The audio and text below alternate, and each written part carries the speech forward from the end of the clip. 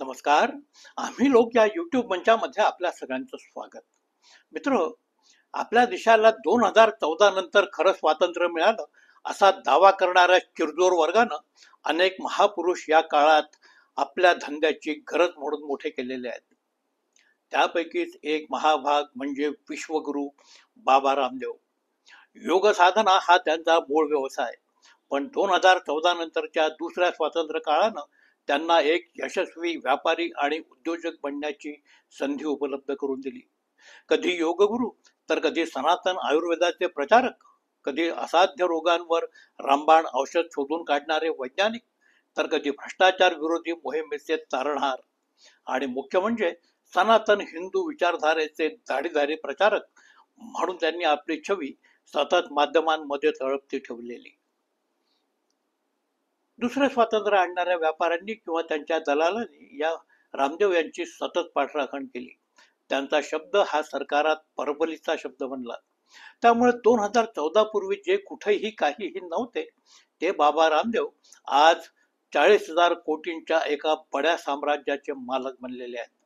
मुझे लगता है मोदी जी की जान को खतरा है, अशा प्रकारची भेकंभाग करणाऱ्या या रामदेव यांनी साऱ्या सरकारी यंत्रणा आणि मुख्यत्वे करून सर्वसामान्य लोकांमध्ये अक्षरशः धूळफेक करत आयुर्वेदाचा बाजार मांडलेला आहे. आपल्या धंद्याला कधी सनातन आयुर्वेदाची आणि योगाची फोडणी द्यायची, कधी स्वदेशी माल विकतो म्हणून राष्ट्रवादाचा आधार घ्यायचा, अशा साऱ्या सनातन आयडिया वापरत त्यांनी इथला हिंदू बाजार काबीज केलेला. आयुर्वेदाच्या क्षेत्रात काम करणाऱ्या जुन्या सगळ्या संस्था यांनी धोक्यात आणल्या. तर ॲलोपॅथी हे एक भस्मशास्त्र आहे असं म्हणत कोट्यावधी भारतीयांना आरोग्य संपन्न बनवणाऱ्या एका संपूर्ण व्यवस्थेलाच क्षणात बरखास्त करण्याचं धाडस त्यांनी केलं. लोकांची फसवणूक केली, कोर्टांची दिशाभूल केली आणि स्वतःच्या तुंबड्या भरल्या. असे हे रामदेव सध्या देशात लाला रामदेव म्हणून प्रसिद्ध झाले आहेत. आता त्यांनी पुन्हा एक नवीन फंड आणलेला आहे. आपल्या कंपनीतर्फे त्यांनी एक गोड गुलाबी सरबत बाजारात आणलं आणि लोकांनी आता सरबत जिहाद सुरू करावा अशा प्रकारचं आवाहन केलं. हे सगळं करत असताना त्यांच्या समोर स्पर्धक म्हणून होतं ते सुमारे 150 वर्षांपासून साऱ्या भारतीय उपखंडात विकलं जाणारं रूह अफजा हे एक अस्सल भारतीय पेय. रूह अफजा या नावावरूनच ते मुसलमानी उत्पादन आहे हे स्पष्ट होतं. महाराष्ट्रात एकतर सरबत या पदार्थाला तशी फारशी प्रतिष्ठा कधी नव्हती. इथल्या मध्यम वर्गाला उन्हाळ्याच्या दिवसात आठवतं ते लिंबू सरबत किंवा भद्र लोकांचं आवडतं कोकम सरबत. रूह अफजा नावाचा एक आंतरराष्ट्रीय ब्रँड आहे हे महाराष्ट्रात बहुतेक लोकांना माहिती नसेल, पण उत्तर भारतात मात्र तसं नाही. रूह अफजा हे सरबत दिल्लीतल्या हमदर्द फार्मसीनं सुरू केलं ते 1922च्या दरम्यान. कदाचित भारतातला तेव्हा तो सरबताचा पहिलाच ब्रँड असावा. एवढी वर्ष उलटून गेली. ज्या हकीम हाफिज अब्दुल मजीद यांनी हे सरबत सुरू केलं ते अल्लाला प्यारे झाले. लोकांच्या आत्म्याला आपल्या सरबताद्वारे सुकून देऊ पाहणाऱ्या हाफिज यांच्या आत्म्याला त्यांच्या या उपक्रमामुळे नक्कीच जन्नत नसीब झालेली असणार. त्यांनी निर्माण केलेल्या एका पाकपेयाला आज लाला रामदेव यांनी चक्क जिहादच भिडवून दिलेला आहे. दुनियेत धंदा अनेक लोक करतात, नफा कमवतात, श्रीमंत होतात, आपल्या स्पर्धकांवर मात करण्यासाठी कटकारस्थानही करतात. हे सगळं खरं आहे, पण धंद्यातलं आपलं एखादं उत्पादन विकण्यासाठी खुल्लम खुल्ला हिंदू मुस्लिम भेदाभेदाचा थेट वापर करण्याचं काम मात्र रामदेव या बहादरानं केलेलं आहे. एवढ्या निर्लज्जपणे धंदा करू पाहणारं एक कॉर्पोरेट दुसऱ्या स्वातंत्र्य कालानं जन्माला घातलेला आहे. आजच्या आधुनिक काळात जर हे घडत असेल तर जुन्या काळात आपल्या व्यापाऱ्यांनी काय काय केलं असेल याची आपण कल्पना करू शकतो. जुन्या काळात आपल्या देशातल्या व्यापारी वर्गांना सर्वसामान्यांचं शोषण करून खोऱ्यांना पैसा कमावला आणि प्रतिष्ठेच्या ऐवजी बदनामीच ओढवून घेतली. आजचे हे रामदेव महाशय त्याच शोषक वर्गाचं प्रतिनिधित्व अतिशय उद्धटपणे करायला निघालेले आहेत.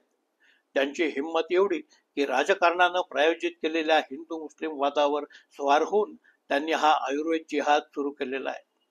ज्या हिंदू धर्माची छाती घेऊन ते साऱ्या जगभर फिरतात आणि सनातन आयुर्वेदाचा प्रचार करतात, त्या हिंदू धर्मात कुठल्याही प्रकारच्या जिहादला कधी स्थान नव्हतं.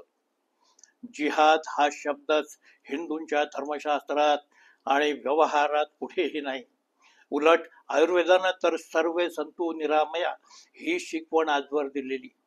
त्यामुळे रामदेव यांचं हिंदू असणं आणि कट्टर आयुर्वेद निष्ठा असल्याचं भासवणं हे सारं अक्षरशः खोटं ठरतं. हे लाला रामदेव किती खोटारडे आहेत हे आजवर वारंवार उघड झालेलं. उत्तराखंड सरकारनं त्यांची अनेक औषधं ही बोगस असल्याचा निर्वाळा दिलेला आहे. त्यांनी ॲलोपॅथी आणि ॲलोपॅथिक डॉक्टर्सवर जी काही मुक्ताफळं उधळली त्याबद्दल त्यांना कोर्टानं फटकारलं. तेव्हा कोर्टासमोर माफीनामे देत त्यांनी अक्षरशः लोटांगण घातलेलं आपणच पाहिलं. जेव्हा कोरोनाचं संकट साऱ्या जगावर आलं तेव्हा सुरुवातीला आपल्याकडे परिणामकारक म्हणावं असं कुठलंही औषध नव्हतं. मोठ्या मुश्किलीनं रामदेव यांचे गुजराती गुरु नरेंद्र मोदी यांनी कोरोनावरची लस शोधून काढली. कोट्यावधी भारतीयांचे प्राण वाचवले आणि परदेशातही त्यांनीच ही लस पाठवली असं म्हणतात. पण रामदेव यांचा कदाचित त्यांच्या या गुरुवर देखील विश्वास नसावा. त्यांनी स्वतःच फुल्ली आयुर्वेदिक असं कोरोनिल हे देशी औषध शोधून काढलं. काळवेळ पाहून लोकांना लुटण्यासाठी काही कंपन्या असे बाजारू धंदे करतातच करतात. पण एका साधूनही असं करावं याबद्दल तेव्हा मोठीच टीका झालेली. टीका टिप्पणी वगैरेंना भीक घालणं ही काही सनातन परंपरा त्यांना वाटत नाही. रामदेव यांनीही कुणाला भीक घातली नाही. उलट जे नितीन गडकरी वर्षानुवर्ष लंब्या लंब्या बाता फेकण्यासाठी प्रसिद्ध आहेत त्यांनाही या बाबांनी थेट टोपी घातली. कोरोनिल या आपल्या फ्रॉड औषधाच्या प्रमोशनसाठी त्यांनी थेट गडकरींना पत्रकारांच्या पुढ्यात आणून बसवलं. गडकरी यांच्याशिवाय तेव्हाचे केंद्रीय आरोग्य मंत्री हर्षवर्धन हे देखील त्या प्रमोशन कार्यक्रमात तेव्हा सहभागी झाले. गडकरींनी रामदेव यांच्यावर केलेला हा खरं म्हणजे मोठाच उपकार. या उपकाराची परतफेड करण्याचा तगादा गडकरी यांनी लावला. नागपुरात 2000 लोकांना रोजगार देणारा उद्योग उभारतो असं आश्वासन लाला रामदेव यांनी त्यांना दिलं. त्यासाठी शेवटं एकर जमीन सरकारकडून ढापली. पण केलं मात्र काहीही नाही. एक दिवस गडकरी संतापले. तेव्हा मात्र त्यांनी तिथं आटा दळणारी चक्की बसवली. पतंजलीची औषधं राहिली दूर, पतंजली आटा नागपुरात दळला जायला लागला. आता आता त्यांनी तिथं संत्रा ज्यूस प्रकल्पाला सुरुवात केली आहे असं म्हणतात. पण पुरेशा संत्र्याअभावी हे प्रकरण फारसं पुढे जाण्याची शक्यता नाही. गडकरी सारख्या नेत्यालाही या माणसानं थेट टोपी घातली. बाबा रामदेव आयुर्वेदाच्या प्रचार प्रसारासाठी बाजारात उतरले. पण आयुर्वेदा व्यतिरिक्त त्यांनी अनेक प्रकारची उत्पादनं बाजारात आणली आणि हिंदुत्वाचा नॅरेटिव्ह कॅश केला. आज ते काय काय बनवत नाहीत.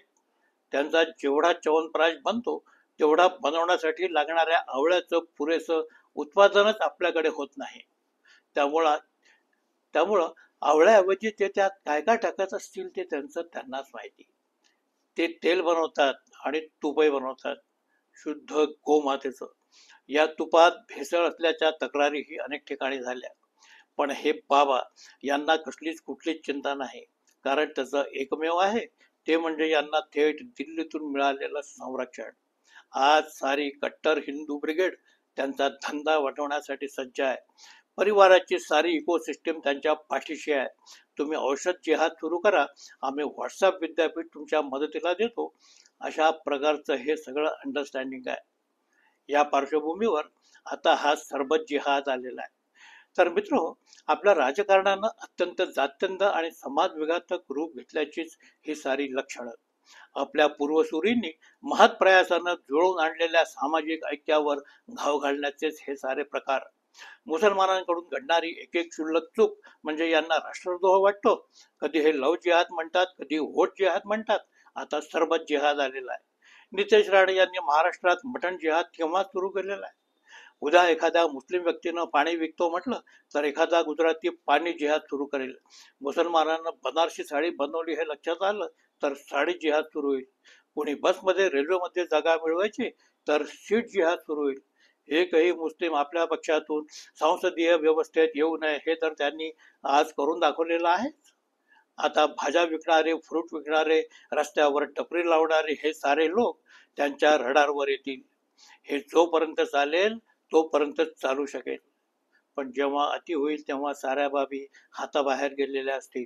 कुठल्याही परिस्थितीत मुसलमानांनी आक्रमक होऊन रस्त्यावर यावं हीच त्यांची इच्छा आणि राजकीय कार्यक्रम.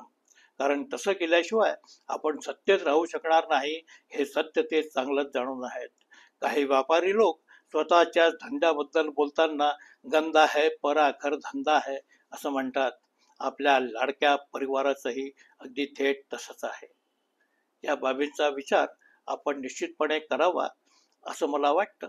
मित्रहो, हा व्हिडिओ इथेच संपवतोय. व्हिडिओ कसा वाटला ते जरूर सांगा. पहिल्यांदाच व्हिडिओ पाहत असाल तर सबस्क्राईब निश्चितपणे करा ही विनंती. नमस्कार.